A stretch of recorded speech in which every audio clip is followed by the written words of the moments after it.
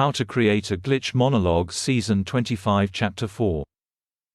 This is Season 25 of How to Create a Glitch in the Matrix Monologues Episode 4.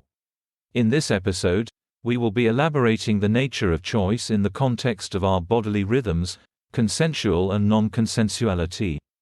To start off, any consumption choice that reoccurs can be thought of as having its own cycle of bodily rhythm. So for example, let's say you have an energy drink every 4 hours to drink while working. The consumption time being 5 minutes. The cycle of the rhythm is 300 seconds over 14,400 seconds. This cycle coexists with another cycle, being the consumption cycle for coffee. So, let's say you have a coffee every 6 hours while working. The time it takes you to drink it is 5 minutes. The cycle is 300 seconds over 21,600 seconds. Now these cycles are linked due to the fact that you ultimately choose one or the other to consume at a regular interval in your cycle.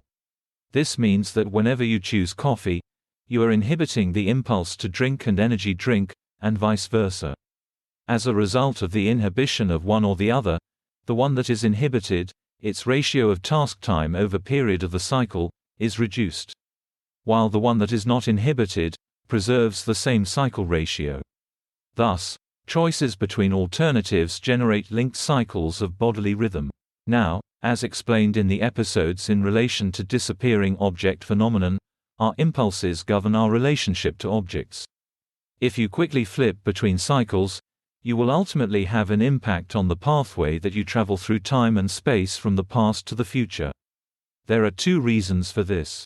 First, we know that consensuality involutes into non-consensuality.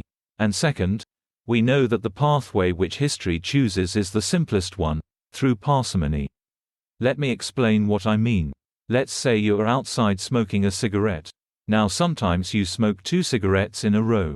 Sometimes you don't. Today, at this particular moment, you choose to smoke one. This means you inhibit the impulse to smoke a second cigarette.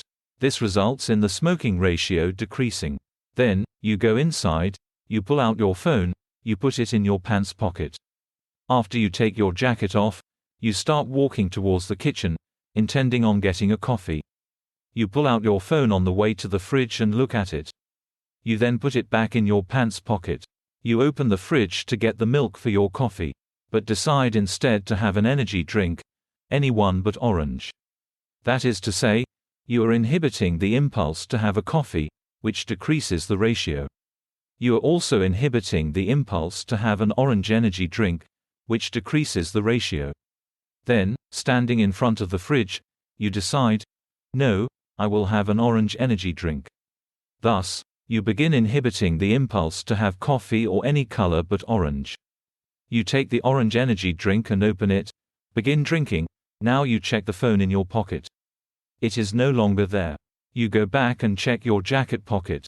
It is there. What happened? Space and time are ultimately entangled with our impulses. We know that the pathway that led to you having the orange energy drink is the one in which you left your phone in your jacket, because that is where you found it. But we also know the following. Every inhibited impulse has an impact on the ratio of that choice or rhythm. And these ratios, when they are alternatives, have an impact on each other.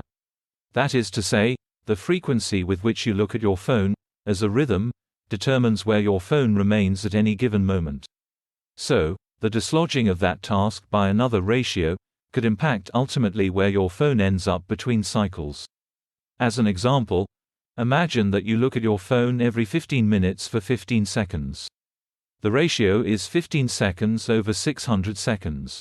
Now, imagine that when you smoke 2 cigarettes at a time, you also don't look at your phone for 20 minutes. So, smoking 2 cigarettes, that is a decrease in the period of the smoking cycle, is linked to an increase in the period of the phone checking cycle. As a result, when you're smoking 2 cigarettes, you tend to look at your phone less frequently, which means that it can end up at a farther radius from your person. Now, due to the temperature of the drink, you tend to have an orange energy drink when you smoke 2 cigarettes in a row rather than a coffee. So the ratio of the energy drink cycle is linked to the 2 cigarette cycle, which we know is linked to the lower cycle for the phone. In other words, If you choose to smoke 2 cigarettes, you're more likely to have an orange energy drink. All of this tells us that the simplest pathway from smoking that cigarette to checking your phone, to choosing an orange energy drink, is the one in which the phone remains in your jacket pocket. Now, there is an added benefit of looking at our consumption choices in this way, from the standpoint of cycles of bodily rhythm. Since emotional calibration involves the repetition of historical cycles, we can see that just as our choices reflect cyclical patterns, so too do the cyclical patterns of history. Thus, the ratios of these cycles may ultimately be linked to particular power levels, which move or change depending upon linked cycles. This is of course a topic which requires further elaboration, which will be done in later episodes. That's the end of the podcast for today. If you enjoyed it, please like, comment and subscribe.